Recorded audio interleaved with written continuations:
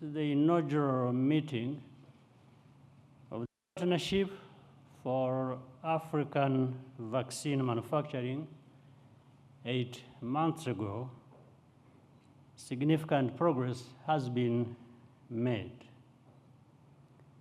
I commend the African CDC, led by Dr. John Nkengasong, for taking the lead in this historic initiative with the support of the African Union Commission.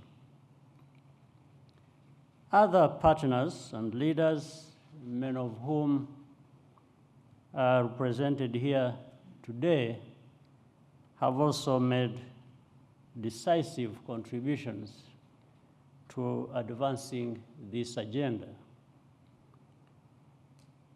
This joint effort has helped to prevent Africa from being yet again an afterthought, but we still have a lot of work to do.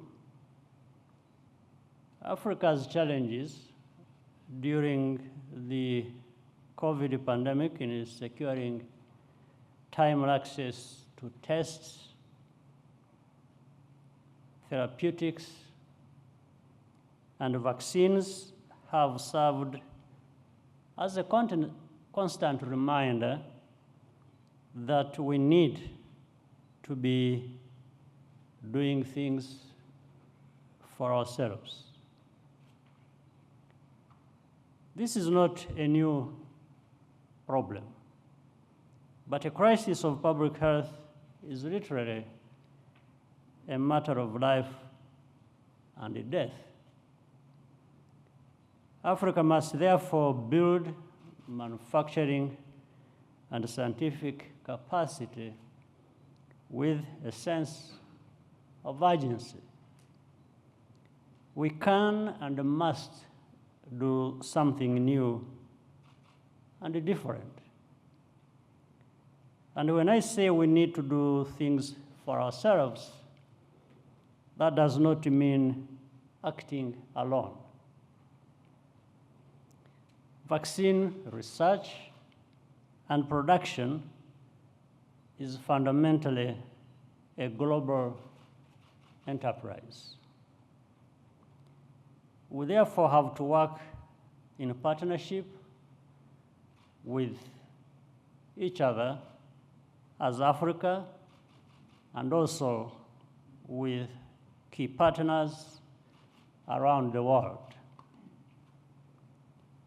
That requires not only funding, but also, and even more importantly, trust.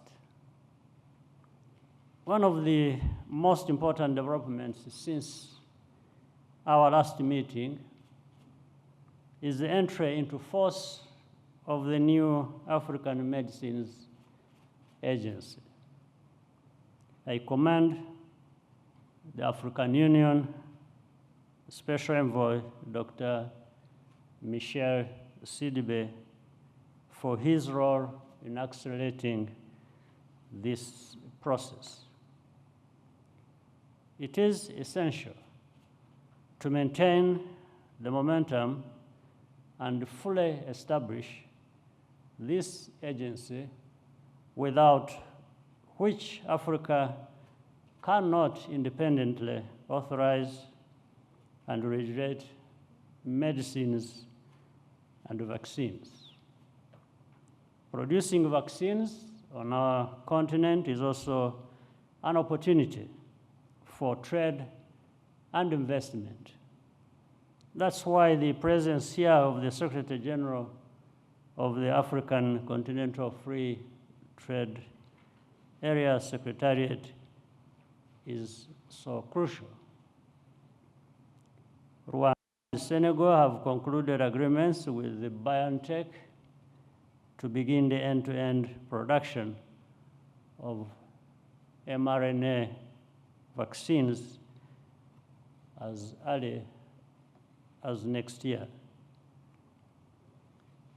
These doses cannot be distributed outside our continent, and there will be technology and knowledge transfer to African engineers and companies.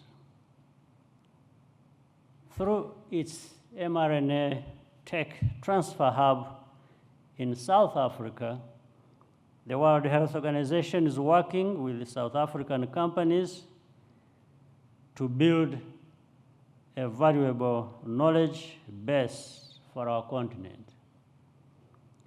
These and other initiatives underway in various countries are evidence of a strong momentum which must be supported and sustained.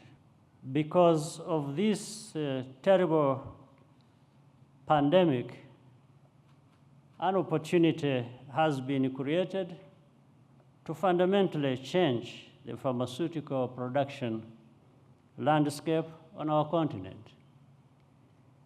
This window will not stay open forever. Now is the time to act decisively and quickly together as Africa and also globally.